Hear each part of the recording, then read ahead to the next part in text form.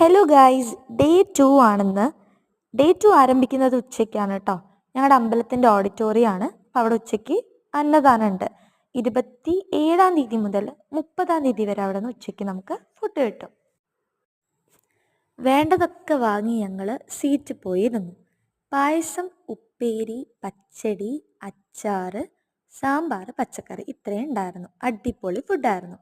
പിന്നെ രാത്രിയത്തെ പരിപാടി കടത്തനാട് കലാക്ഷേത്രൻ്റെ ആയിരുന്നു. അത് കാണാനായിട്ട് പോയി.